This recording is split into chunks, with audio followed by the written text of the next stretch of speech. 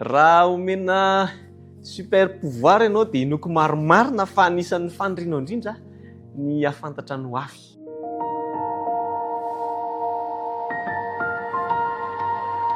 Anisan'ny horonan-tsary malaza indrindra manerana izao tontolo izao ny tantaran'i Jesosy, ilay mitondra lohateny hoe Passion du Christ, izay nokarakarainy niaraka tamin'ny Mel Gibson. Izy io dia anisan'ny nampivarahontsana indrindra tamin'ilay fotoana farany izay niainan'i Jesosy. Izany indrindra no hojerentsika sy hodiniantsika mandritra n'ity herinandro ity. Fa mialoha izany dia andesika hivavaka. Rainay Tsandriana an-danitra misaotra anao izahay. Menao fotoana indray afaka hiara-hianatra ny teninao. Ka kasio ny fonay ho tonga tany lonaka mba hanirin ny teninao ka hamoazanay be eo amin'ny fiainanay. Aminaran'i Jesosy no nanonona izany vavaka izany. Amen. Niresaka antsika tany am-boalohany mahakasika an'ilay hoe hafantatra ny ho avy. Fa tantarana tovolahy kely no entiko aminao. Niaraka tamin'ny dadany izy ho any am-pianarana. Tovolahy kely mbola any amin'ny préscolaire. Dia niresaka tamin'ilay mpampianatra.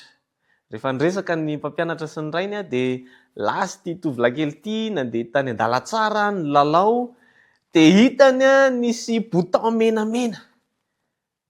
Ary takany amin'ny tanana ilay bouton io.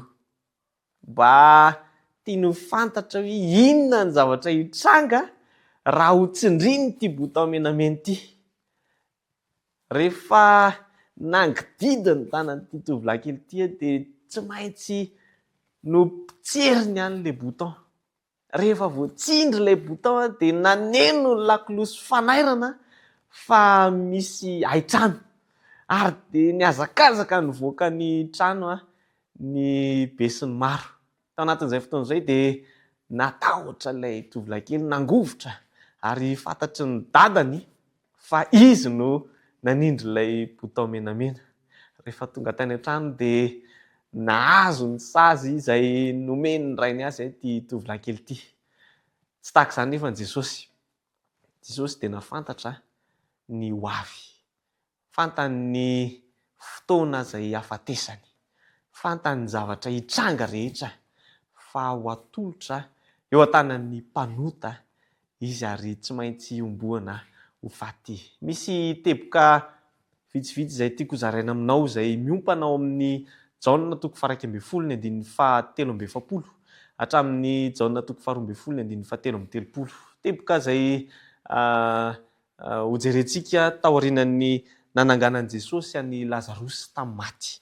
Ny teboka voalohany dia izao hoe fantatry Jesosy. Araka ilay voalazako teo dia hoe fantatry Jesosy ny fotoana hafatesany. Fantany fa efa tonga ilay fotoana hafatesany.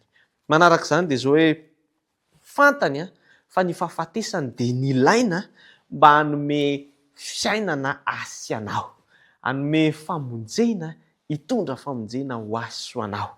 Ny teboka fahatelo, tsapan'ilay alahelo lalina izay mahazo azy.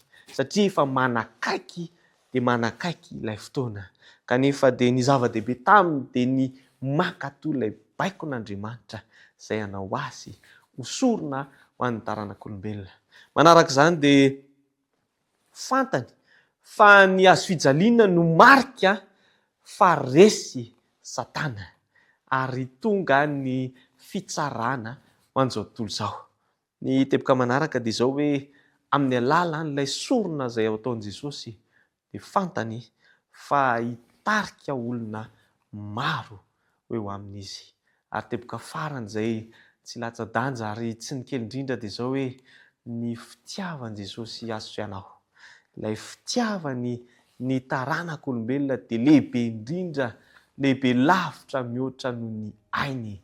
Ka dia natolony ho sorona ho azo sy anao izany ainy sarobidy izany. Ny antso ataoko aminao sy ny fanontaniana apetrako aminao dia izao hoe movy ianao manaiky ilay famonjena izay natolotra Jesosy ho azo sy anao. Fa ilay hazo fijaliana no marika ny fandresena fa efa resy Satana. Ka manomboka izao dia taddio fa ianao dia mpandresy miaraka amin'i Jesosy. Andehantsika hivavaka. Rainay tsara indrindra an-danitra misaotra anao izahay. Omenao fotoana teto indray afaka niara-nianatra ny teninao. Ka jereo manokana ny fiainan'ity namako izay miaino sy mijery ity. Fantatrao ireo ady hatrehany, kanefa fantatray kosa fa ianao dia manana ny hery rehetra hitondra fandresena ho an'izany zanakao izany. Ka ny rarianay Tompo dia mba hahita fandresena nety zanakao ity miaraka aminao. Aminaran'i Jesosy ilay mampandresy anay isan'andro manomana izany vavaka izany. Amen.